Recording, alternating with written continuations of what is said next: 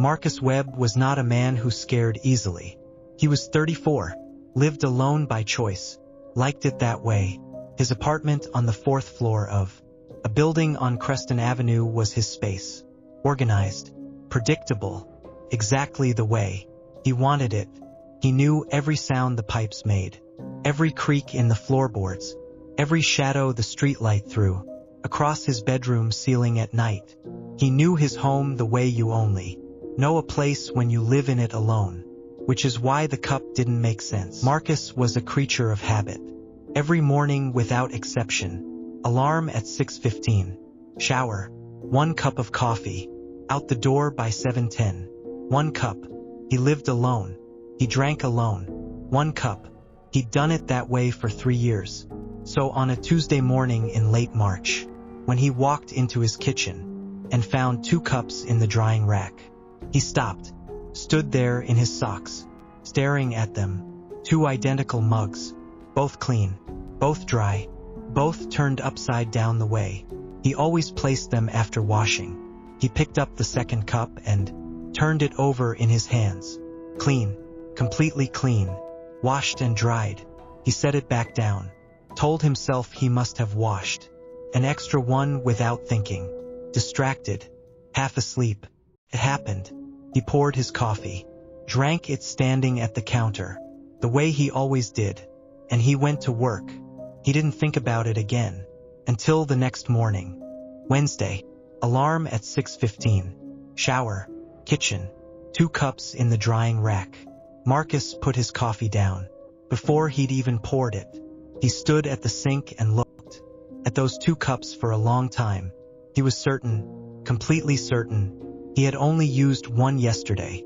He remembered washing it, remembered placing it upside down. He lived alone. Nobody had been here. Nobody had a key except his landlord and Mrs. Petrov in 4B who kept it for emergencies. He told himself he was tired, work stress, not sleeping well. He probably washed 2 without noticing. He made a decision. That night before bed, he washed his single cup, placed it in the rack, stood there and looked at it. 1 cup. He even took a photo on his phone. 1 cup in the rack. Timestamp 10:47 p.m. Then he went to bed. Thursday morning, 6:15, shower, kitchen, 2 cups. Marcus didn't move for almost a minute.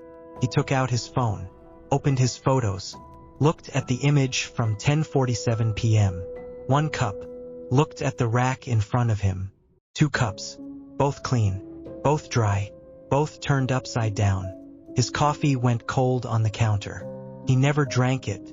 He called his landlord from the parking lot before driving to work and asked casually, carefully, if anyone had been in his apartment for maintenance. No, nobody. He asked if Mrs. Petrov still had the emergency key. His landlord checked. Mrs. Petrov had moved out 6 weeks ago. He had never returned her key. That night Marcus didn't sleep. He sat in the dark in his kitchen, at the small table in the corner, the one he never used because he always ate standing at the counter. He sat there with the lights off, and he waited. He told himself he just needed to see it happen, needed to catch himself sleepwalking, needed a rational explanation he could hold on to. He sat there until 2 a.m. Nothing, no sounds, no movement. The apartment did what his apartment always did at night. It breathed quietly around him. He went to bed at 2:15, set his alarm for 5:45, so he could be in the kitchen before his usual routine. He fell asleep faster than he expected. He was more tired than he thought. 5:45. Marcus was in the kitchen. Before the sun came up, he stood at the counter. In the gray early light, 1 cup in the rack.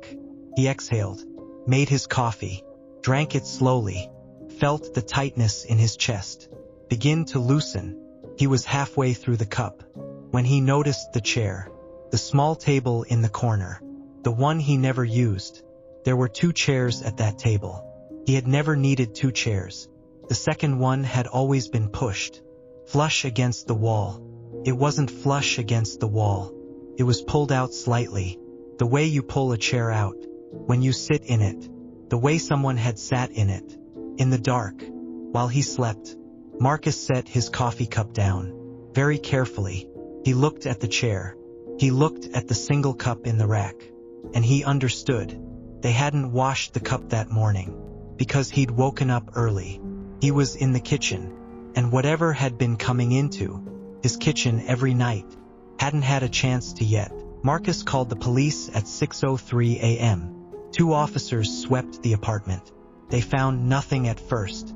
Then one of them opened the storage closet at the end of the hall, the one Marcus used for luggage and seasonal things. Behind 2 large suitcases, pushed to the back wall, a space had been cleared. A folded blanket on the floor, a small bag containing toiletries, an empty water bottle, and a single coffee mug, unwashed, the same brand as Marcus's mugs, bought separately, brought in, so that when it was placed in the drying rack each morning, it looked exactly like his. Forensics confirmed someone had been living in that closet for an estimated 3 to 4 weeks. They entered while Marcus slept, used his kitchen, sat at his table in the dark, washed their cup before he woke up, and slipped back into the closet every single night for nearly a month. The case was never solved. The person was never identified, and Marcus Webb never lived alone again. Not Bika. What gets me about this one, and I've thought about it more than I'm comfortable admitting, is the cup, not the closet, not the chair pulled out in the dark. The cup, because whoever this was, they were careful enough to buy the same brand, wash it every morning, place it exactly the way Marcus placed his. That's not desperation. That's not someone with nowhere to go. That's someone paying attention. Someone who had studied Marcus's routine closely enough to replicate one small detail, so perfectly that it took him 4 days to even question it. Think about your own morning routine, the things you do without thinking, the details so automatic you'd never notice if one was slightly off. How long would it take you to notice? Marcus noticed on day 2, which means whoever was in that closet knew he was getting close and came back anyway. Check your drying rack this morning. Count carefully. If the story made you count your coffee cups, you're not alone. Drop a flashlight in the comments if you checked. Subscribe to Scary Stories Valley. New story every week. The valley never closes.